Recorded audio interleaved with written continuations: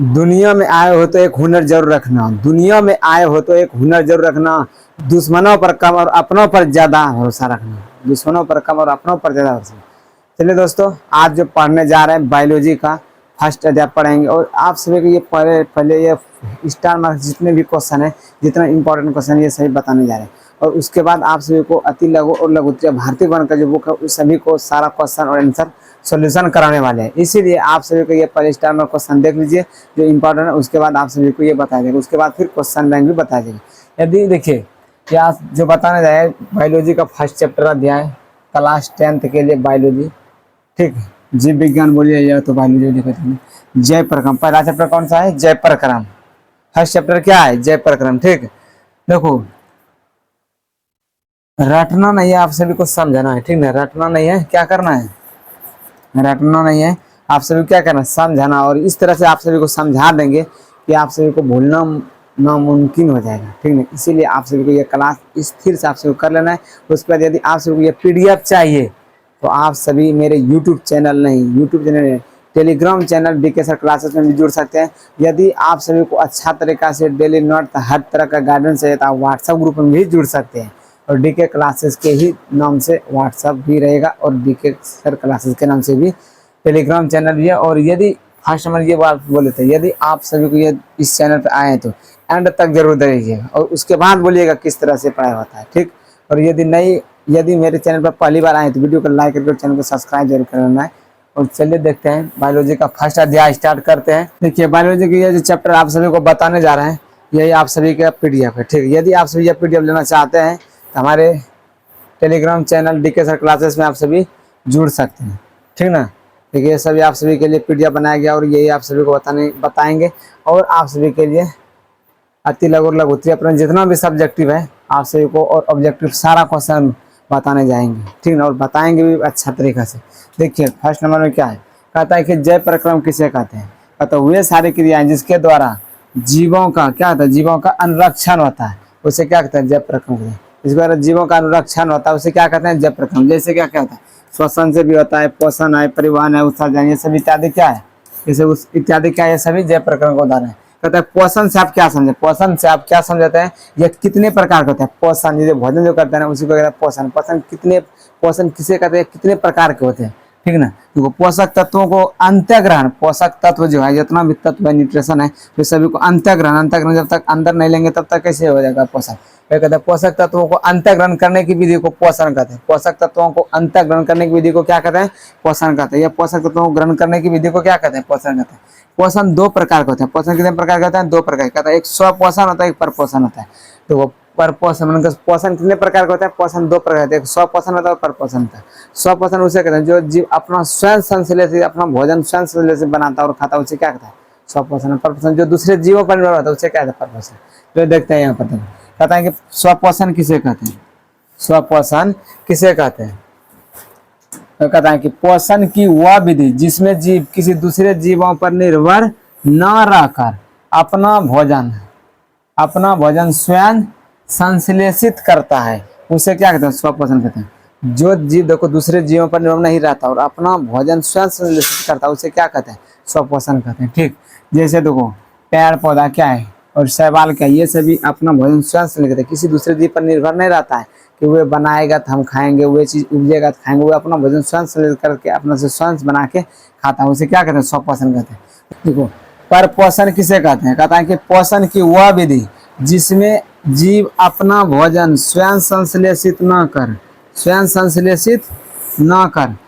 किसी न किसी विधि द्वारा दूसरे जीवों से प्राप्त करता है। किससे प्राप्त करता है? दूसरे जीवों से प्राप्त करता है।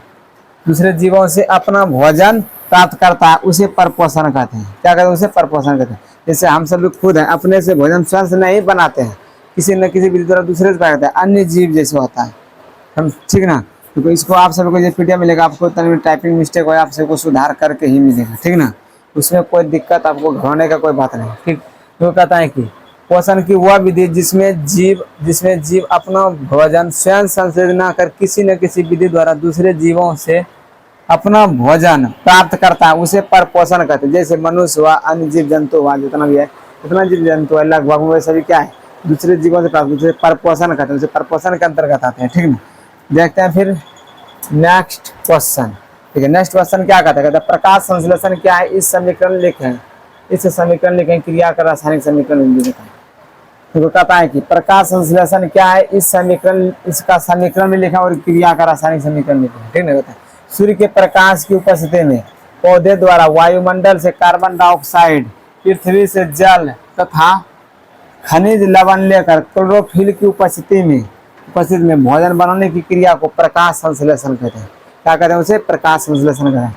तो हम फिर से बोल रहे हैं, सूर्य के प्रकाश की उपस्थिति में, किस चीज की उपस्थिति, जब तक सूर्य की प्रकाश नहीं रहेगा तब तक ये भोजन नहीं बना सकते। प्रकाश संश्लेषण सूर्य के प्रकाश की उपस्थिति में पौधे द्वारा वायुमंडल से, पौधे द्वारा क्या होता है, वायुमंडल से कार्बन डाइऑक्साइड, पृथ्वी से जल, कार्बन वायुमंडल से क्या लेता है, कार्बन डाइऑक्साइड, और पृथ्वी से क्या लेता है, जल तथा खनिज लवण, जल तथा खनिज लवण लेकर क्लोरोफिल की उपस्थिति में, किस चीज की उपस्थिति में, क्लोरोफिल की उपस्थिति में भोजन बनाने की क्रिया को, भोजन बनाने की क्रिया को ही प्रकाश संश्लेषण कहते हैं। क्या कहते हैं उसे, प्रकाश संश्लेषण कहते हैं।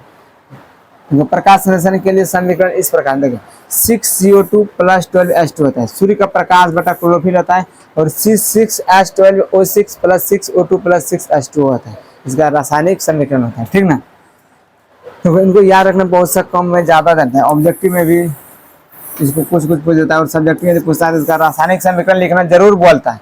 इसलिए आप सभी को क्या करना है, ये ऑब्जेक्टिव याद रखना है पूरा खतरनाक ढंग से। ठीक, देखते हैं आगे। जब प्रकाश संश्लेषण की क्रिया के द्वारा ही वायुमंडल में ऑक्सीजन का संतुलन रहता है। प्रकाश संश्लेषण जब तक नहीं होगा तब तक वायुमंडल में ऑक्सीजन का संतुलन नहीं बन सकता है। इसीलिए वो कहता है कि प्रकाश संश्लेषण की क्रिया के द्वारा क्या होता है, वायुमंडल में ऑक्सीजन का संतुलन बना रहता है। ठीक, नेक्स्ट क्वेश्चन देखिए क्या है, प्रकाश संश्लेषण की क्रिया केवल दिन में होता है। प्रकाश संश्लेषण की क्रिया कब होता है, दिन में होता है, रात में नहीं होता है। प्रकाश संश्लेषण की क्रिया दिन में होता है, रात में बिल्कुल नहीं होता है। कहता है प्रकाश संश्लेषण की प्रक्रिया आदि से अंत तक क्लोरोप्लास्ट में ही होता है। शुरू से अंत तक ही होता है, किसमें होता है, क्लोरोप्लास्ट में होता है। किसमें होता है, क्लोरोप्लास्ट में होता है, क्लोरोप्लास्ट में होता है। कहता है पत्तियों को प्रकाश संश्लेषी अंग एवं हरित लवक को प्रकाश संश्लेषी अंग कहा जाता है। तो पत्तियां जो होता है ना पौधे में, पत्तियों को प्रकाश संश्लेषी अंग कहते हैं। क्या कहते हैं उसे, प्रकाश संश्लेषी अंग कहते हैं। और हरित लवक को प्रकाश संश्लेषी अंगक कहते हैं। हरित लवक जो होता है ना उसे प्रकाश संश्लेषी अंगक कहते हैं। ठीक, देखो आगे, प्रकाश संश्लेषण एक प्रकार प्रकाशीय रासायनिक अभिक्रिया है। प्रकाश संश्लेषण एक प्रकार का प्रकाशीय रासायनिक अभिक्रिया, क्या है, प्रकाशीय रासायनिक अभिक्रिया है। ठीक, देखो नेक्स्ट क्वेश्चन कहते हैं प्रकाश संश्लेषण में विकिरण ऊर्जा को रासायनिक ऊर्जा में बदला जाता है। विकिरण ऊर्जा को प्रकाश संश्लेषण में क्या कहता है, विकिरण ऊर्जा को किस में बदलता है, रासायनिक ऊर्जा में। विकिरण ऊर्जा को किस में बदलता है, रासायनिक ऊर्जा में। ठीक, नेक्स्ट क्वेश्चन देखिए, प्रकाश संश्लेषण के दौरान बना भोजन ग्लूकोज के रूप में संजय रहता है। प्रकाश संश्लेषण के द्वारा जो भोजन बनता है उसमें किस रूप में रहता है, ग्लूकोज के रूप में रहता है। किस रहता है, ग्लूकोज के रूप में रहता है। ठीक, ग्लूकोज रूप में क्या रहता है, संचित रहता है, जमा रहता है। कहता है प्रकाश संश्लेषण में प्रकाश संश्लेषण उत्पाद के रूप में ऑक्सीजन जमा रहता है। प्रकाश संश्लेषण में जो उत्पाद के रूप में होता है तो क्या चीज जमा रहता है, ऑक्सीजन जमा रहता है। क्या रहता है जमा, ऑक्सीजन जमा रहता है। ठीक ना, नेक्स्ट क्वेश्चन देखते हैं। तो कहता है क्लोरोफिल अणुओं को प्रकाश संश्लेषी इकाई भी कहते हैं। क्या कहते हैं, क्लोरोफिल अणुओं को, क्लोरोफिल जो अणु होता है, क्लोरोफिल के जो अणु होता है उसे क्या कहता है, प्रकाश संश्लेषी इकाई भी होता है। सबसे छोटा यूनिट ना होता है उसे इकाई कहा जाता है। उसी प्रकार प्रकाश संश्लेषी इकाई कहते हैं। देखो नेक्स्ट में कहता है प्रकाश संश्लेषण की क्रिया, क्या कहते हैं, प्रकाश संश्लेषण की क्रिया 2 चरणों में होते हैं। किसका चरण होता है, प्रकाश संश्लेषण 2 चरण में होता है। एक पहला चरण प्रकाशीय अभिक्रिया तथा दूसरा चरण अप्रकाशीय अभिक्रिया होता है। क्या होता है, पहला चरण जो होता है, पहला चरण प्रकाशीय अभिक्रिया तथा दूसरा चरण अप्रकाशीय अभिक्रिया कहलाता है। प्रकाश, नेक्स्ट क्वेश्चन देखते हैं, प्रकाश संश्लेषण की क्रिया के दौरान ऑक्सीजन मुक्त होता है। प्रकाश संश्लेषण जिस समय करते हैं उसमें क्या होता है, ऑक्सीजन मुक्त होता है। क्या होता है, ऑक्सीजन मुक्त होता है। ठीक ना, नेक्स्ट क्वेश्चन है पत्तियों की बाहरी त्वचा में रंध्र या स्टोमाटा मौजूद होता है। बहुत बार क्वेश्चन पूछा गया है कि पत्तियों की बाहरी त्वचा पर क्या होता है, रंध्र होता है। क्या होता है, रंध्र होता है, या तो स्टोमेटा होता है। क्या होता है, स्टोमेटा मौजूद होता है। ठीक है, इन्हीं रंध्रों के द्वारा पत्तियों CO2, इन्हीं पत्तियों के द्वारा मात्रा क्या होता है, CO2 को ग्रहण करता है, CO2 को ग्रहण करता है और O2 को छोड़ती है। CO यानी कि कार्बन डाइऑक्साइड को क्या करता है, ग्रहण करता है, और ऑक्सीजन क्या करता है, छोड़ता है इन्हीं पत्तियों के माध्यम से। ठीक, देखो नेक्स्ट क्वेश्चन देखते हैं कि अमीबा का है, अमीबा में क्या क्या प्रक्रिया आता है, किस तरह से होता है। देखिए ये अमीबा का चित्र है, ठीक ना। देखो क्या, अमीबा एक सरल प्राणी समपोषी जीव है। अमीबा कैसा है, अमीबा बोलेगा अमीबा किस प्रकार का जीव है, अमीबा सरल प्राणी समपोषी जीव है, सरल समपोषी जीव है। कहता है कि यह एक मृत जलीय है, यह एक मृदु जलीय है, यह एक मृदु जलीय एक कोशिका तथा और निश्चित आकार का प्राणी है। इसका निश्चित आकार रहता है, इसका कभी इधर है कभी इधर, निश्चित आकार में नहीं रहता है। अमीबा एक निश्चित आकार में कभी नहीं रहता है। वही कहता है अमीबा का आकार कुटपादों के बनने और बिगड़ने के कारण बदलता रहता है।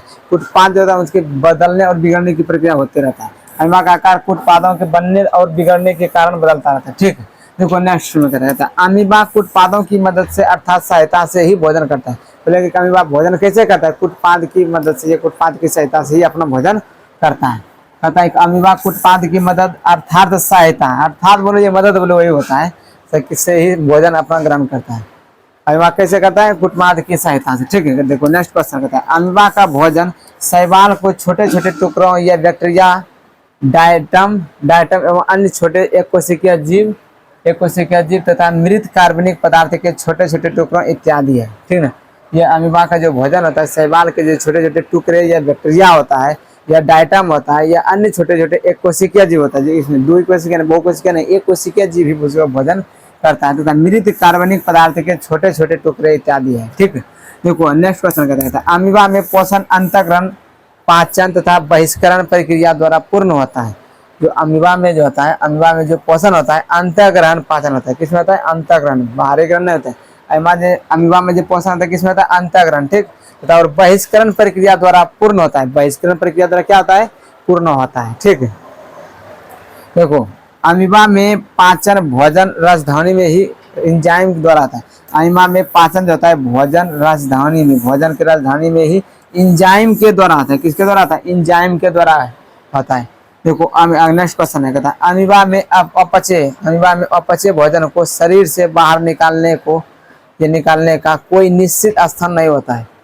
कहता है अमीबा में अपने भोजन, अमीबा में अपचय भोजन को, जिसने कहता है कि अपच हो जाता है किसी को, देखिए यदि मनुष्य ने या कोई जीव में भोजन करता है उसको यदि नहीं पचता है तो उसको उल्टी कर देता है या उगलता है। वही बोलता है कि अमीबा में अपना भोजन को शरीर से बाहर निकालने का कोई निश्चित स्थान नहीं होता है, तो किसी भी स्थान से वो अपना भोजन निकाल सकता है। अपच हो गया तो उसको निश्चित स्थान है कि वो मुँह से निकाला जिधर से खाया उधर से, निश्चित नहीं है। ठीक ना, देखो नेक्स्ट क्वेश्चन है पैरामीशियम। क्या है, पैरामीशियम। पैरामीशियम का क्या क्या प्रक्रिया, पैरामीशियम के बारे में जानना है। ठीक, तथा पैरामीशियम यह एक प्राणी संपोषी एक कोशिकीय जीव है।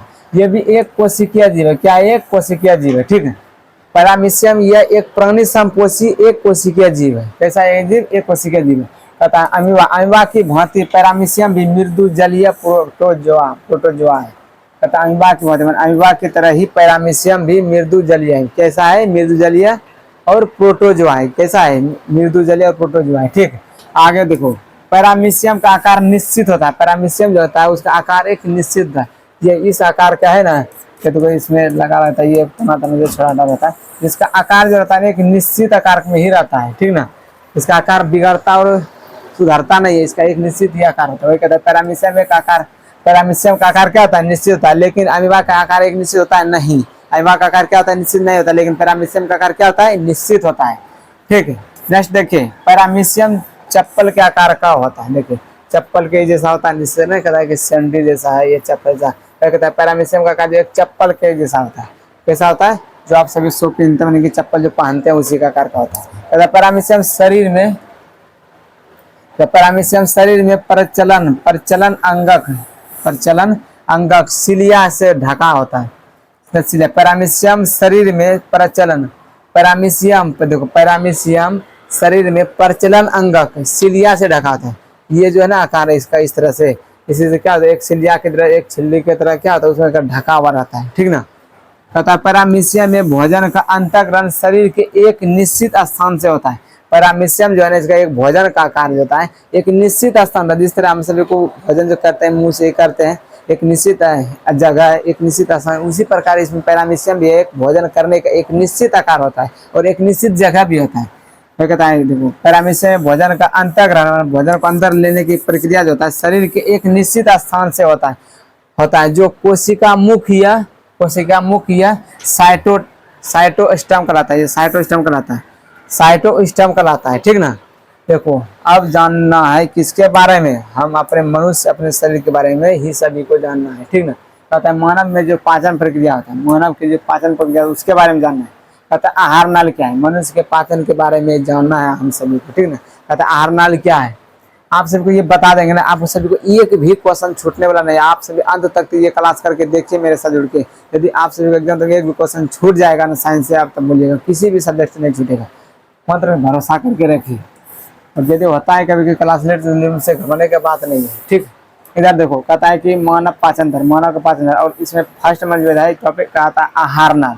आहार नाल क्या है, आहार नाल एक लंबी कुंडली सी एक रचना होती है। आहार नाल क्या है, जो भोजन प्रक्रिया करते हैं मुंह से जो प्रक्रिया होता है ये सभी क्या है, एक आहार नाल है। भोजन से प्रक्रिया जो जाता है इस नली के द्वारा, ये सभी इधर जाता है, इधर से ये सभी जो आ रहा है ये भोजन, ये सभी क्या है, एक आहार नाल है। आहार नाल क्या है, आहार भोजन को अंतर्ग्रहण ले जा रहा है, अंदर डाल रहा है। एक प्रक्रिया जो होता है, एक नली जो रास्ता, उस नली को क्या कहता है, आहार नाल। तो आहार नाल एक लंबी कुंडली से एक रचना होती है जिसकी लंबाई जो होता है और 8 से 10 मीटर तक, कितना होता है, 8 से 10 मीटर। इसकी शुरुआत मुख गुहा से ही होता है और मल द्वार तक फैला होता है, उसे क्या कहता है, आहार नाल, ठीक।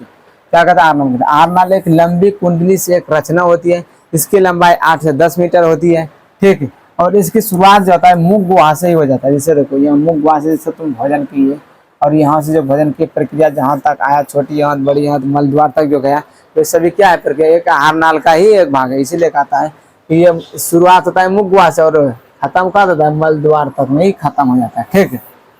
देखो यदि आप सभी को कोई प्रॉब्लम कोई दिक्कत है तो आप सभी इस नंबर पे कांटेक्ट करें 96086929। इस पे यदि आप सभी को पीडीएफ लेने में कहीं कोई दिक्कत होगा, कोई समस्या, तो आप सभी को इस नंबर पर सॉल्व कर दिया जाएगा। और सॉल्व इस नंबर पे फ़ोन करके नहीं करना है, व्हाट्सएप के थ्रू से बोलना है कि सर हमको ये चीज़ प्रॉब्लम है, ठीक। आप सभी को ये रिप्लाई मिल जाएगा। कहता आहार नाल पाचन ग्रंथियाँ और पाचन क्रिया मिलकर पाचन तंत्र का निर्माण करते हैं। तो कहता है देखो आहार नाल जो होता है ना, पाचन ग्रंथियां और पाचन क्रिया मिलकर कहता है पाचन तंत्र का निर्माण करता है। किसका निर्माण करता है, एक पाचन तंत्र का निर्माण करता है, ठीक। देखते हैं नेक्स्ट। आप सभी को कहीं परेशानी कहीं कोई दिक्कत होने का बात नहीं है, आप सभी के लिए भरोसामंद ये डीके सर है। आप सभी को पूर्ण विश्वास रखिए, आप सभी को कभी बोलने नहीं देगा, ठीक ना। आप सभी को ये बिल्कुल, आप सभी को इतना मेहनत करके टाइपिंग किया हुआ नोट्स आप सभी को दिया जा रहा है, ठीक ना। आप सभी को मुफ्त यानी कि फ्री में दिया जा रहा है। कोई भी इतना किसी को मजाल नहीं कि आप सभी को ये फ्री में नोट्स टाइपिंग करके दे पाएगा, ठीक ना। कितना भी बड़ा टीचर हो, कितना बड़ा कोई भी है, ठीक ना। देखो नेक्स्ट क्वेश्चन देखते हैं। कहता है कि मुख गुहा आहार नाल का पहला भाग है। मुख गुहा क्या आहार नाल का पहला भाग है, यह ऊपरी तथा निचले जबड़े से घिरा होता है।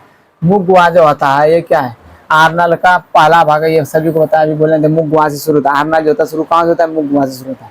तो क्या होता है, एक पहला भाग है। कहता है ये ऊपरी तथा निचले जबड़े से घिरा होता है। ये ऊपरी और निचले जबड़ा से क्या होता है, घिरा होती है, ठीक है। मुख गुहा में जीभ तथा दांत होता है। मुख गुहा में क्या होता है, जीभ तथा दांत। ये सभी को पता है मुख गुहा में क्या क्या रहता है, जीभ और दांत भी रहता है, ठीक। और बहुत तरह का जीभ में लाल भी होता है, ठीक। देखो मुंह में क्या रहता है, जीभ और दांत रहता है, ठीक। हमारे मुख गुहा में 3 जोड़ी लार ग्रंथियां पाई जाती है। हमारे मुख गुहा जो है, हमारे जब मुंह जो है उसमें कितना जोड़ी लार ग्रंथियां पाया जाता है, 3 जोड़ी लार ग्रंथियां पाया जाता है, ठीक। उसमें 3 जोड़ी लार ग्रंथियां पाया जाता है। तो लार ग्रंथियां से निकलने वाला सबसे प्रमुख हार्मोन जो होता है टायरिन होता है। तो कोई ये क्वेश्चन नहीं पूछा था, लार ग्रंथियों से निकलने वाला सबसे प्रमुख हार्मोन कौन सा होता है, टायलिन होता है। कौन सा होता है, टायलिन होता है। कहता हमारे मुख गुहा में 3 जोड़ी लार ग्रंथियां पाया जाता है और लार ग्रंथियों से जो निकलने वाला सबसे प्रमुख हार्मोन होता है वो सभी क्या आता है, वो सबसे प्रमुख जो होता है वो टायलिन होता है। वो क्या आता है, टायलिन होता है, ठीक। देखो भोजन का अगला नेक्स्ट क्वेश्चन देखते हैं। कहता है भोजन का पाचन मुख गुहा से ही प्रारंभ होता है। भोजन जैसे लेते हैं, चबाते हैं ना, उसको क्या क्या उतरना स्टार्ट करते हैं, पचाना स्टार्ट करते हैं। इसलिए कहता है मुख गुहा में भोजन का जो पाचन स्टार्ट हो जाता है कहाँ से हो जाता है, मुख गुहा से ही स्टार्ट हो जाता है, ठीक। बोलेगा कि भोजन का पाचन कहाँ से स्टार्ट होता है, मुख गुहा से। कहाँ से होता है, मुख गुहा से। कहता है कि नेक्स्ट क्वेश्चन देखिए। कहता है टाइलिन कार्बोहाइड्रेट का पाचन करता है। टाइलिन जो है ना, जो मुंह में जो लाल ग्रंथियां पाया जाता है टाइलिन, तो क्या चीज का पाचन स्टार्ट करता है फर्स्ट में? कार्बोहाइड्रेट पदार्थ जितना भी रहता है वे सभी स्टार्ट कर देता है पचाने के लिए, ठीक है। और कहता है टाइलिन क्या चीज का पाचन करता है? टाइलिन कार्बोहाइड्रेट का पाचन करता है। टाइलिन कार्बोहाइड्रेट का क्या करता है? पाचन करता है। तो नेक्स्ट क्वेश्चन देखिए, कहता है जीभ के ऊपरी सतह पर कई छोटे छोटे अंकुर होते हैं जिन्हें स्वाद कलिका कहते हैं। देखिए जीभ पर जो रहता है ना छोटा छोटा, क्या रहता है? कलियां जैसा रहता है, उसे क्या कहते हैं? स्वाद कलिका कहते हैं, स्वाद कलियां कहते हैं। इन्हीं स्वाद कलियां के द्वारा भोजन को मीठा, खारा, खट्टा और कड़वा इत्यादि का अनुभव करते हैं। जैसे मान के भोजन करते हैं, कहते हैं कि नमकीन है, कोनो भोजन लेता है या चीनी लेता है, कहते हैं कि मीठा है, कोई कड़वा है, कोई तीता है, इस सभी को जो करता है यही स्वाद कलिका के ही मदद से हम सभी मदद कि आप स्वाद कलिका जो छोटा छोटा कलियां होता है, इसी की मदद से आप हम सभी क्या करते हैं? पहचान सकते हैं कि किस किस तरह से भोजन है, या कि क्या किस चीज है, क्या मीठा है, क्या खट्टा है, क्या कड़वा है, किसके मदद से पहचानते हैं? ये स्वाद कलिका की मदद से, क्या है? स्वाद कलियों की मदद से ही पहचानते हैं। वही कहता है जीभ के ऊपरी सतह पर छोटे छोटे अंकुर होते हैं जिन्हें स्वाद कलियां कहते हैं या स्वाद कलिका कहते हैं, ठीक। इन्हीं स्वाद कलियों की मदद से, इन्हीं स्वाद कलियों के द्वारा मदद से भोजन की भोजन क्या कहते हैं? मीठा का जो पहचानते हैं, या खारा चीज को पहचानते हैं, या खट्टा चीज को पहचानते हैं, या कड़वा चीज को पहचानते हैं, ये चीज कड़वा है, कैसे पहचानते हैं? इसी की मदद से, ठीक से अनुभव करते हैं। नेक्स्ट क्वेश्चन कहते हैं दांत कितने? कहता है मानव शरीर का सबसे कठोर पदार्थ दांत होता है। मानव शरीर का सबसे कठोर पदार्थ क्या होता है? दांत होता है। यह तो दांतों का इनामेल, तो दांत नहीं था, मानव शरीर का सबसे कठोर पदार्थ होता है दांतों का इनामेल, जो होता है ना जबराज को। जो मानव शरीर का सबसे कठोर पदार्थ होता है इनामेल। बोलेगा क्वेश्चन बहुत बार पूछा भी है, कहता है कि मानव शरीर का सबसे कठोर पदार्थ क्या है? इनामेल है। क्या है? इनामेल। देखो दांत भोजन को काटे था चबाने का कार्य करता है। दांत क्या काम क्या है? दांत का काम क्या है? ये जो दांत है इसका काम क्या है? ठीक है, ये देखो जितना अंदर बाहर में दिख रहा है दांत उतना अंदर में भी रहता है, ठीक है। दांत की ये प्रक्रिया है। तो कहता है दांत यानी कि दांत भोजन को क्या है? दांत भोजन को काटने तथा चबाने का कार्य करता है। क्या करता है? दांत को काटने तथा चबाने का कार्य करता है। कहता है एक वयस्क मनुष्य के मुंह में कुल 32 दांत होता है। एक बड़ा सा जो मनुष्य होता है, माने कि बच्चा छोटा जीव नहीं, माने छोटा मनुष्य नहीं, बड़ा मनुष्य जो जीव होता है, माने कि दांत की संख्या होता है। कितना दांत होता है? 32। एक मनुष्य, एक वयस्क मनुष्य, एक जवान मनुष्य के, या बोल सकते हैं जवान व्यक्ति या जवान मनुष्य या वयस्क मतलब वही होता है जवान। कहता है एक वयस्क मनुष्य के मुंह में कुल कितना दांत होता है? 32। किसी को बेसी भी होता है एकागो, लेकिन बहुत सारा देखा को कम भी रहता है। अकल चौवा सा बहुत जवान नहीं होने के बाद ही आपसे निकलता है, ठीक ना। इसलिए कहते हैं एक वयस्क मनुष्य के मुंह में कुल 32 दांत होते हैं। देखो दांत का प्रकार जानते हैं, दांत का क्या कर जानते हैं? प्रकार जानते हैं। क्या क्या कहता है? कतरनक या एंजाइम या भेदक या केनाइन या अग्र चवर्णक या त्रिमोलर चवर्णक। तो देखिए ये सभी क्या है? ये दांत के 4 प्रकार होते हैं। कितने प्रकार होते हैं? 4 प्रकार। देखिए जान लीजिए क्या क्या कहता है। कतरनक या इसी को इंसाइजर ही बोला जाता है। दांत कितने प्रकार का होता है?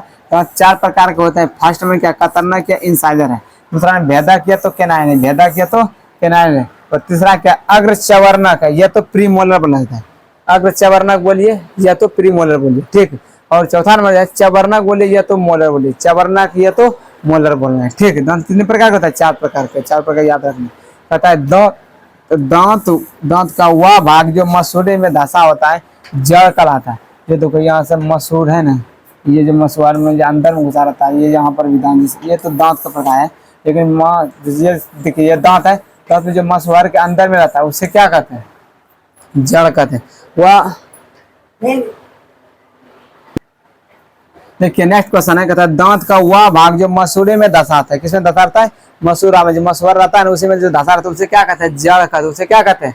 जड़ कहता है। कहता है वह भाग जो मसूड़े के ऊपर निकलता है, वह भाग जो मसूड़े के जो ऊपर निकला रहता है होता है उसे क्या कहते हैं? सिर या तो शिखर कहते हैं। सिर या तो क्या कहते हैं? शिखर कहलाता है या कहते हैं, ठीक है भाई। देखिए इस तरह से यदि आप सभी करके तोड़ के पढ़ते तो आप सभी को ऑब्जेक्टिव सब्जेक्टिव किसी भी चीज में प्रॉब्लम नहीं होने वाला है, ठीक ना। आप सभी को इसी तरह से आप सभी को पढ़ाने वाला है, ठीक है। कहता है जड़ तथा शिखर के बीच वाला भाग ग्रीवा या तो गर्दन कहलाता है। दांत का जो ग्रीवा या गर्दन जो बीच वाला रहता है ना, वो क्या कहते हैं? जैसे मान ले कि यहाँ पर ये दांत का मसूड़ा है, ये ऊपर सिर है, ये दांत का क्या ऊपर वाला सिर भाग है, ये क्या है? ये जड़ भाग है जो दांत के अंदर धंसा रहता है। जो बीच वाला भाग पर क्या आता है उसे क्या कहते हैं? ग्रीवा या तो गर्दन कहते हैं। ग्रीवा या तो क्या कहते हैं? ग्रीवा या तो गर्दन कहते हैं, ठीक है।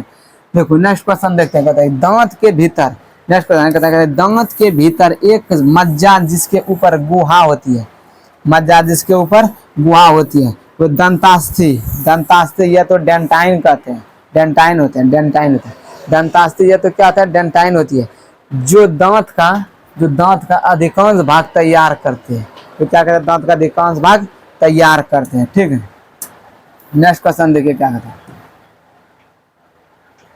कहता है कि हड्डी या हड्डी से अधिक कड़ी और पीले रंग की होती है, जो हड्डी से भी अधिक कड़ा होता है और ये पीले रंग का होता है। किस रंग का होता है ये? पीला रंग का होता है। डेंटाइन के ऊपर इनामेल, डेंटाइन के ऊपर इनामेल की एक कड़ी परत होती है जो दांतों को सुरक्षा देती है। कहता है डेंटाइन के ऊपर जो होता है, डेंटाइन के ऊपर जो होता है इनामेल, डेंटाइन के ऊपर जो क्या होता है इनामेल बहुत कड़ा रहता है, बहुत कड़ा होता है। कहता है इनामेल की एक कड़ी परत होती है जो दांतों को सुरक्षा प्रदान करता है, जो दांतों को क्या करता है सुरक्षापन करता है।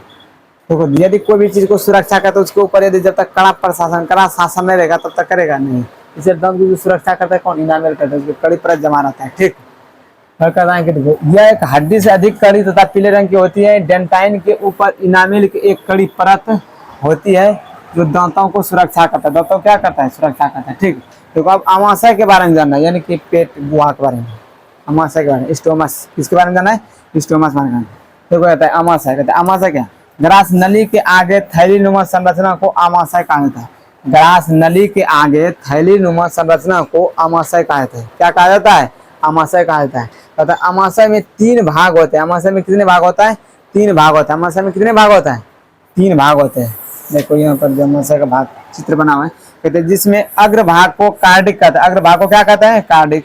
ठीक, और मध्य भाग को क्या कहता है? फंडिक कहता है, फंडिक कहता है, और पिछले भाग को कहते हैं पाइलोरिक कहते हैं, पायरोलिक कहते हैं। किसा कहते हैं? पायरोलिक कहा जाता है। ठीक, आमाशय के कितने भाग होते हैं? आमाशय के 3 भाग होते हैं। आप सभी जान गए हैं कि आमाशय के 3 भाग, अग्र भाग को यानी आगे भाग को कार्डियक कहता है, मध्य भाग को फंडिक या फुंडिक कहते हैं, और पिछले भाग को कहता है पायरोलिक कहते हैं। ठीक, आगे देखते हैं क्वेश्चन। कहता है कि इसका मैंने किसका मैंने आमाशय का आकार अंग्रेजी के जे की तरह, अंग्रेजी का किस तरह का होता है? वो जे की तरह होता है, लगभग जे के आकार के, है ना। फिर कहता है कि इसका आकार अंग्रेजी के जे की तरह था, किस तरह का होता है? इस तरह से जे ना होता है अंग्रेजी का, इसी तरह का होता है जे का आकार। पूछो नेक्स्ट क्वेश्चन देखते हैं। कहता है कि आमाशय में जो भोजन रहता है 3 से 4 घंटा तक रहता है। आमाशय में भोजन कितना देर तक रहता है? 3 से 4 घंटा रहता है। ठीक, और देखो नेक्स्ट क्वेश्चन कहता है कि आमाशय में गाढ़ालयी पदार्थ को कायम कहता है, गाढ़ालयी पदार्थ, जैसे आमाशय में गाढ़ालयी पदार्थ जब बनना स्टार्ट होता है उसे क्या कहते हैं? कायम कहते हैं। ठीक, कहता है जबकि तरल पदार्थ को यानी कि जो पानी की तरह जैसे होने लगता है, ज्यादा पतला से छुर्प की पर रहता है उसे क्या कहते हैं? चाइल कहते हैं। कहता है जबकि तरल पदार्थ को चाइल कहा जाता है। ठीक, नेक्स्ट क्वेश्चन देखिए। कहता है आमाशय से पेप्सिन और लाइपेज एंजाइम का स्राव होता है। आमाशय से कौन कौन सा पदार्थ का स्राव होता है? पेप्सिन और लाइपेज एंजाइम का स्राव होता है। ठीक, नेक्स्ट क्वेश्चन देखिए। कहता है कि मनुष्य के आमाशय में प्रतिदिन लगभग 3 लीटर जठर रस का स्राव होता है। प्रतिदिन जो स्राव होता है कितना लीटर? 3 लीटर जठर रस का स्राव होता है। ठीक है, मनुष्य के आमाशय में प्रतिदिन लगभग 3 लीटर जठर रस का क्या होता है? स्राव होता है। ठीक, नेक्स्ट क्वेश्चन देखिए। कहता है जठर ग्रंथियों की कोशिकाएं 3 प्रकार की होती है। जठर ग्रंथियों की कोशिकाएं 3 प्रकार की होती है। कितने प्रकार की होती है? 3 प्रकार की होती है। जठर ग्रंथियों की कोशिकाएं 3 प्रकार की होती है। देखो बताए हाइड्रोक्लोरिक अम्ल का स्राव अम्लजन कोशिकाओं से होता है, और हाइड्रोक्लोरिक अम्ल निष्क्रिय पेप्सिनोजन को सक्रिय पेप्सिन नामक एंजाइम में बदल देता है। किसे बदलता है? किसे बदल देता है? पेप्सिन, सक्रिय पेप्सिन नामक एंजाइम में बदल देता है। ठीक, नेक्स्ट क्वेश्चन देखिए क्या कहता है। अब देखिए अग्नाशय का भाग गया, किसका भाग गया? अग्नाशय का भाग है। किसका भाग है? अग्नाशय का। देखिए अग्नाशय आमाशय के ठीक नीचे तथा ग्रहणी, आमाशय के ठीक नीचे तथा ग्रहणी को घेरे पीले रंग की एक ग्रंथि होती है। कैसा होता है? एक हरे मैंने कहा घेरे पीले रंग की, हल्का जो पीला रंग होता है पीले रंग की एक ग्रंथि होती है। पीले रंग की एक ग्रंथि, देखो ये पीला रंग की ग्रंथि है ना, जो अग्नाशय कहलाती है। आमाशय के ठीक नीचे, आमाशय के ठीक नीचे घेरे पीले रंग की, हल्के होगा ये तो घेरे होगा, वही बात है, घेरे पीले रंग की एक ग्रंथि होती है जो अग्नाशय कहलाते हैं। क्या कहलाता है? अग्नाशय कहलाता है। ठीक, तो यह आमाशय और छोटी आंत के बीच में स्थित होता है। ये जो होता है ये आमाशय और छोटी आंत, देखो आमाशय और छोटी आंत जो होता है ना, ये छोटी आंत रहता है और आमाशय, और दोनों के बीच में जो स्थित होता है उसे एक क्या कहता है, अग्नाशय कहा जाता है। ठीक, उसे क्या कहा जाता है, अग्नाशय कहा जाता है। और कहाँ कहाँ स्थित रहता है ये, आमाशय और, यानी आमाशय और छोटी आंत, आमाशय ऊपर रहता है और आमाशय और छोटे दिन उसके बीच में जो रहता है उसे क्या कहता है, अग्नाशय बोला जाता है। क्या बोला जाता है, अग्नाशय। कहता है इसमें से लाइपेज नामक एंजाइम का स्राव होता है। इसमें जो होता है किस एंजाइम का स्राव होता है, लाइपेज एंजाइम का स्राव होता है। इसमें क्या चीज का स्राव होता है, लाइपेज एंजाइम का स्राव होता है। ठीक, देखो नेक्स्ट कहता है इसका मुख्य काम होता है वसा को, इसका जो मुख्य काम वसा को वसा अम्ल में बदलना। इसका मुख्य काम जो होता है वसा को वसा अम्ल में बदलना है। क्या काम होता है इसका, वसा को वसा अम्ल में बदलना है। ठीक, देखो नेक्स्ट कहता है अग्नाशय, अग्नाशय से इंसुलिन नामक हार्मोन निकलता है। कहता है इंसुलिन नामक हार्मोन कहाँ से निकलता है, अग्नाशय से। कहाँ से निकलता है, अग्नाशय से। अग्नाशय से इंसुलिन नामक हार्मोन निकलता है। कहता है इस हार्मोन की कमी से मधुमेह नामक रोग होता है।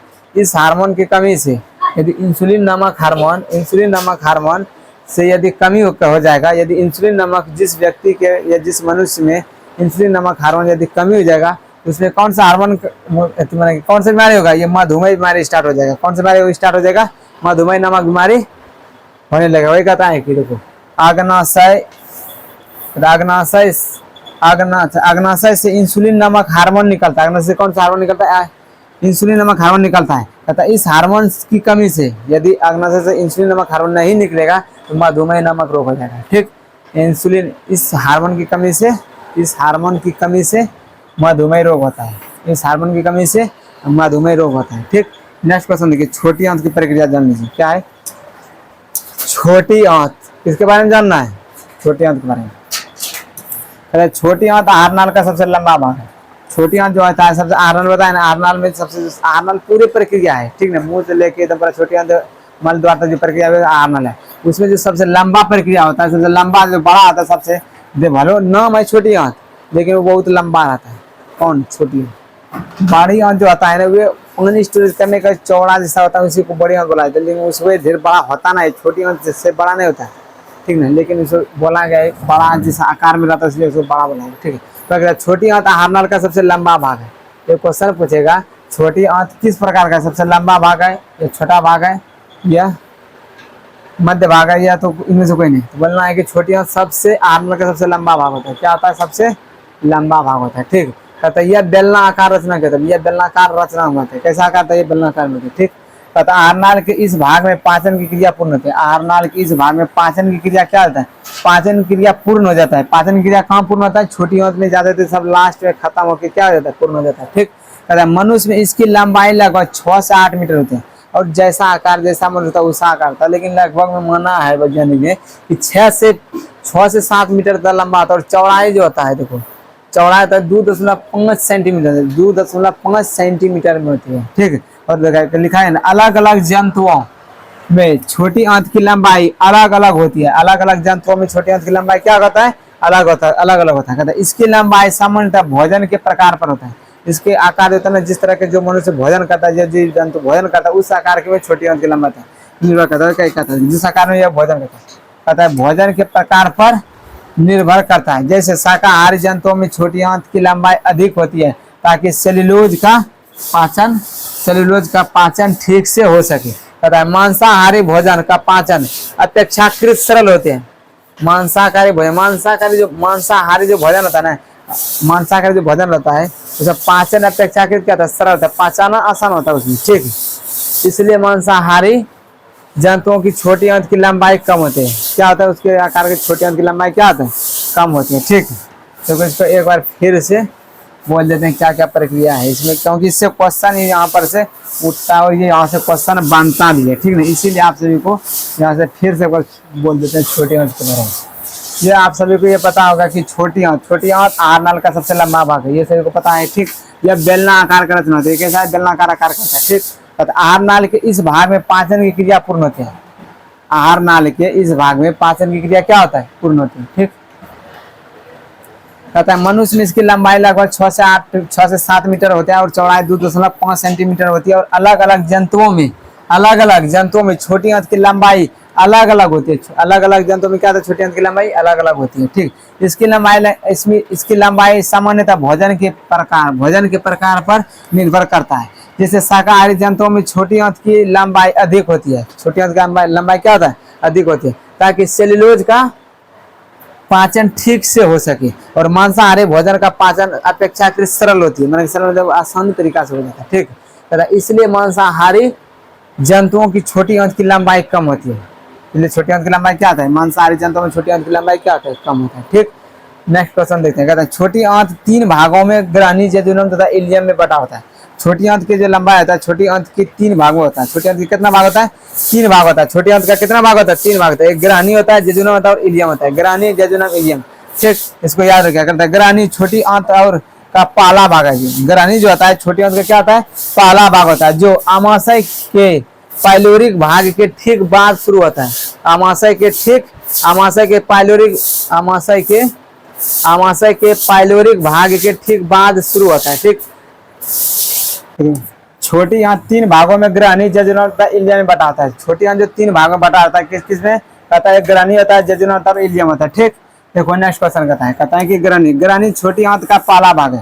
ग्रहणी क्या है, छोटी आंत का क्या होता है, पहला भाग होता है। ग्रहणी छोटी आंत का पहला भाग होता है। ठीक, जो आमाशय के पाइलोरिक भाग के ठीक बाद शुरू होता है। कहता है कि आमाशय के पाइलोरिक भाग के ठीक बाद शुरू होता है। पाइलोरिक भाग के क्या होता है, ठीक बाद शुरू होता है। ठीक, कहता है यह प्राय सी के आकार का, यह प्राय किस आकार का होता है, सी आकार का होता है। कहता है ग्रहणी में लगभग बीचों बीच एक छिद्र के द्वारा एक नलिका खुलती है। बीचों बीच एक छिद्र के द्वारा एक नलिका खुलती है। यह नलिका को 2 अलग अलग नलिकाओं के आपस में जुड़ने से बनी होती है। ये 2 नलिकाओं के जो आपस में जुड़ते हैं उसी से बनता है। कहता है फिर देखिए नेक्स्ट क्वेश्चन कहता है छोटी आंत का अधिकांश भाग इलियम है।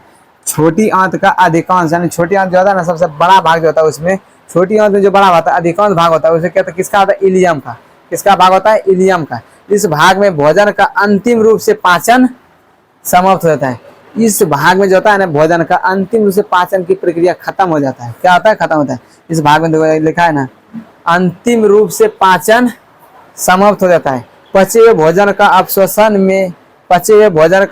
भी छोटी आंत के इसी भाग में होता है। अवशोषण भी जो होता है इसी भाग में हो जाता है। ठीक, कहता है पचे हुए भोजन का अवशोषण भी छोटी आंत के इसी भाग में होता है। ठीक, देखो इसको एक बार फिर से बोल देते हैं। इसमें जो लिखा हुआ है इससे क्वेश्चन बनता है, इसीलिए आप सभी को ये छोटी आंत की लंबाई, आंत के देखिए शरीर के मनुष्य में जितना पाचन है, पाचन की प्रक्रिया है, ये सभी को याद रखना है। पता है छोटी आंत का अधिकांश भाग इलियम है। ठीक, ये सभी को पता है। इस भाग में भोजन का अंतिम रूप से पाचन होता है। अंतिम रूप से पाचन किस में होता है, बोलेगा कि भोजन का सबसे छोटी आंत में सबसे भोजन का अंतिम पाचन का होता है। छोटी आंत में भोजन का सबसे अंतिम पाचन का होता है, अंतिम पाचन होता है इलियम में। ठीक, कहता है इसे पाचन समाप्त होता है। कहता है पचे हुए भोजन का अवशोषण छोटी आंत के इसी भाग में होता है। ठीक, इसी भाग में मैंने कि इलियम भाग में होता है। ठीक, बड़ी आंत के बारे में देखो जानना आपसे, किसमें जानना है, किसके बारे में जानना है, बड़ी आंत के बारे में। तो कहता है बड़ी आंत, कहता है यह पाचन तंत्र का सबसे अंतिम भाग है, जहाँ सिर्फ अपशिष्ट पदार्थों में मिले हुए पानी या जल को अवशोषित कर लिया जाता है और पचे हुए अपशिष्ट पदार्थों को मल द्वार के रास्ते बाहर निकाल दिया जाता है। ठीक, ये पानी को अवशोषण करता है। बड़ी आंत का कार्य क्या है, वो पानी को अवशोषण करता है। सबसे पदार्थ जाकर जिसमें ज्यादा एक्स्ट्रा पानी मिला उसको क्या करता है, अवशोषण खींच को रखना है। ठीक, वह कहता है कि पाचन यानी बड़ी आंत यह पाचन तंत्र का सबसे अंतिम भाग है, जहाँ सिर्फ अपशिष्ट पदार्थों में मिले हुए अपशिष्ट पदार्थ में मिले हुए पानी या जल को अवशोषित कर लिया जाता है और पचे हुए अपशिष्ट पदार्थ को मल द्वार के रास्ते बाहर क्या करते निकाल दिया जाता है। ठीक, और देखो कहता है छोटी आंत आहार नाल के अगले भाग बड़ी आंत में खुलता है। छोटी आंत आहार नाल के अगले भाग बड़ी आंत में खुलते, किसमें खुलता है, बड़ी आंत में खुलता है। बड़ी आंत 2 भागों में बटा होता है। ये भाग कोलन और मलाशय या रेक्टम कहलाते हैं। तो ये मलाशय या रेक्टम एक ही है, एक कोलन अलग है। ठीक है, कोलन क्या अलग है। कहता है छोटी आंत तथा बड़ी आंत के जोड़ पर एक छोटी नली होती है जो सीकम कहलाता है। क्या कहलाता है, सीकम। तो कहीं पर भी जोड़ होवे करेगा, चाहे छोटी आंत रहे बड़ी आंत रहे, जहाँ जोड़ था वही कहता है छोटी आंत तथा बड़ी आंत के जोड़ पर एक छोटी नली होती है। क्या होता है? एक छोटी नली होता है। वो नली को क्या कहते हैं? सीकम कहता है। वो क्या कहता है? सीकम कहते हैं। ठीक, आगे देखते हैं। देखो आगे लिखा हुआ है, कहता है सीकम के शीर्ष पर, कहता है सीकम के शीर्ष पर एक उंगली जैसी रचना होती है जिसका सिरा बंद होता है। जिसका सिरा क्या होता है? बंद होता है। यह रचना अपेंडिक्स, यह रचना अपेंडिक्स कहलाता है। कहता है सीकम के शीर्ष पर, सीकम के शीर्ष पर क्या होता है? सीकम के शीर्ष पर जो छोटी और बड़ी आंत के एक नली होता है ना, उसी को कहता है सीकम के शीर्ष पर, उसके ऊपर एक अंगुली जैसी रचना होती है। किस रचना होता है? कैसा रचना होता है? अंगुली जैसी रचना होता है जिसका सिरा बंद होता है। जिसका सिरा क्या होता है? जिसका सिर जो ऊपरी भाग होता है क्या होता है? बंद होता है। यह रचना अपेंडिक्स कहलाता है। यह रचना क्या कहलाता है? अपेंडिक्स कहलाता है। ठीक कहता है। देखिए आगे नेक्स्ट क्वेश्चन देखिए, कहता है मनुष्य के आहार नाल में अपेंडिक्स का कोई कार्य नहीं होता है। मनुष्य के जो आहार नाल है ना, जो भोजन जो ले जाने की प्रक्रिया, उसमें क्या होता है? अपेंडिक्स का कोई कार्य ही नहीं होता है, कोई काम ही नहीं होता है। कहता है अपेंडिक्स एक अवशेषी अंग है। अपेंडिक्स क्या है? एक अवशेषी अंग है। क्वेश्चन पूछेगा अपेंडिक्स कैसा अंग है, आपसे बोलना है कि अपेंडिक्स एक अवशेषी अंग है। कैसा अंग है? अवशेषी अंग है। ठीक, देखो नेक्स्ट क्वेश्चन देखिए, कहता है अपना माने अपचा भोजन इलियम से कोलन में, इलियम से कोलन में से होते हुए रेक्टम में पहुंचता है। रेक्टम में पहुंचता है। आंत के इन भागों में, आंत के इन भागों में अपचे भोजन का अतिरिक्त जल भी अवशोषित हो जाता है। जल भी क्या है? अवशोषित हो जाता है। ठीक, अवशोषित हो जाता है। नेक्स्ट क्वेश्चन देखते हैं क्या कहता है। अब देखिए किसके बारे में जानना है आप सभी को? यकृत के बारे में जानना है। क्या नहीं, लास्ट जो है इसमें यकृत है। ठीक, यकृत के बारे में देखिए जानकारी लेते हैं। लीवर का, यकृत को क्या बोला जाता है? लीवर ही बोला जाता है। ठीक, कहता है शरीर की सबसे बड़ी ग्रंथि है। शरीर की सबसे बड़ी ग्रंथि क्या है? यकृत। बोलेगा कि शरीर की सबसे बड़ी ग्रंथि क्या है? यकृत है। आप सभी को चक मारना, मैंने निर्धारक मारना है कि शरीर की सबसे बड़ी ग्रंथि क्या आता है? लीवर होता है। या लीवर बोलो यकृत बोलो। कहता है इसका वजन अर्थात भार जो होता है 1.5 kg के लगभग होता है। कितना होता है? 1.5 kg होता है, लगभग 1.5 kg। कहता है जो उदर गुहा, जो उदर के ऊपरी दाहिने भाग में अवस्थित है। कहता है जो उदर के ऊपरी दाहिने भाग में अवस्थित होता है। ठीक, कहता है पित्त का निर्माण यकृत करता है। पित्त का निर्माण कौन करता है? यकृत करता है। ठीक, यकृत करता है। पर पित्त पित्ताशय में जमा होता है। जो पित्त क्या इसमें जमा होता है? पित्ताशय में जमता है। कहता है पित्त गाढ़ा एवं हरा रंग का क्षारीय द्रव होता है। पित्त जो होता है कैसा होता है? पित्त गाढ़ा एवं हरा रंग का क्षारीय द्रव होता है। पित्त का pH मान लगभग 7.7 है। देखो यदि जिसका 0.7 से अधिक होगा क्या होगा? क्षारीय प्रकृति होगा। तो क्या होगा? क्षारीय प्रकृति का ही होगा, क्योंकि 7 क्या आता है? उदासीन होता है। और 7 से क्या होता है? कम। 7 से जो कम होता है क्या होता है? वो अम्लीय होता है। 7 से कम क्या होता है? अम्लीय होता है। ठीक, और 7 से अधिक क्या होता है? क्षारीय होता है। क्या होता है? क्षारीय होता है प्रकृति। और ये 7 पॉइंट कितना है? 7 है, 7.7 है। ये क्या होगा? क्षारीय प्रकृति होगा। ठीक ना। इसी में यदि बोल देगा जल का pH मान बोल देगा 7 होगा। ठीक, उसी प्रकार से यदि बोल देगा कि यकृत में जो गाढ़ा रंग पित्त जो निकलता है उसका किस प्रकृति का निकलता है? किस प्रकृति का? क्षारीय प्रकृति का निकलता है। किस प्रकृति का निकलता है? क्षारीय प्रकृति का निकलता है। ठीक, कितना होता है? 7.7 होता है। पित्त का जो pH मान होता है कितना? 7.7 होता है। कहता है इसमें कोई इंजाइम, इसमें कोई इंजाइम नहीं होता है। इसमें कोई इंजाइम होता है नहीं, इसमें कोई इंजाइम नहीं होता है। ठीक, ये आप सभी को पता होगा। ठीक, आप सभी के लिए इतना दूर तक बताए, यदि अंत तक जो बना रहेगा उनको बहुत बहुत धन्यवाद। ठीक, मेरे क्लास में इतना दूर तक बने रहने के लिए, उसको देखने के लिए, मेरे टाइम देने के लिए बहुत बहुत धन्यवाद। यदि आप सभी को यदि क्लास अच्छा लगा तो वीडियो को लाइक करके चैनल को सब्सक्राइब जरूर कर देना है, और एक कमेंट प्यारा से जरूर कर देना है कि वीडियो किस तरह, ये क्लास किस तरह से लगा। इसी तरह आप सभी को ये क्लास लाने वाले हैं, और ये भारतीय बन का जितना अति लघु लघुत्तरीय प्रश्न और दीर्घोत्तरीय प्रश्न आप सभी को सारा क्वेश्चन सॉल्व करने जा रहे हैं। सब क्वेश्चन क्या करेंगे? सॉल्व कराने के। और उससे आप सभी को एक भी क्वेश्चन यदि छूट गया तो तब बोलना। इसलिए आप सभी को ये भारतीय बन के पैटर्न पे ले जा रहा है। और एनसीईआरटी समेत उसमें मिक्स है। एनसीईआरटी से बाहर एक भी नहीं रहेगा। एनसीईआरटी से ज्यादा बता देंगे लेकिन एनसीईआरटी से कम नहीं बताएंगे। ठीक है, इसलिए एक शेड्यूल में बताने जा रहे हैं कि भारतीय वन में एक तरह से शेड्यूल में लिखा हुआ है अति लघु लघुत्तरीय दीर्घोत्तरीय, और उसके बाद ऑब्जेक्टिव सारा एक हक करके करना है। ऑब्जेक्टिव आप सभी का एक भी नहीं छूटेगा। यदि मेरे चैनल के साथ जुड़े रहते हैं, मेरे साथ जुड़े रहते हैं, तो आप सभी को कहीं प्रॉब्लम नहीं होगा। ठीक, आपसे रेगुलर क्लास होगा। आप सभी को वीडियो को लाइक करके चैनल को सब्सक्राइब जरूर कर देना है, और फिर मिलते हैं नेक्स्ट क्लास में। ठीक है, और यदि आप सभी को कहीं पर प्रॉब्लम होगा तो इस नंबर पे आप सभी को व्हाट्सअप करके PDF मंगवा 96 086 92 909। ठीक है, 92 909। इस पर आप सभी को व्हाट्सअप करके PDF मंगवा लेना है। ये व्हाट्सअप ग्रुप में, टेलीग्राम ग्रुप में, जहाँ पे अभी जुड़ना है जुड़ जाना है। DK सर क्लासेस से ही आप सभी जगह मिलते हैं, चाहे फेसबुक पे देखिए, इंस्टाग्राम पे देखिए, कहीं पर देखिए, यूट्यूब पर देखिए, सभी यही DK सर क्लासेस के नाम से। ठीक। यदि कहीं पर कोई दिक्कत, प्रॉब्लम, समस्या आएगा तो आप सभी बता सकते हैं। ठीक, व्हाट्सएप के थ्रू से आप सभी का समस्या का समाधान बहुत जल्द ही दिया जाता है, तुरंत रिप्लाई किया जाता है। ठीक, फिर मिलते हैं नेक्स्ट क्लास में, तब तक के लिए जय हिंद।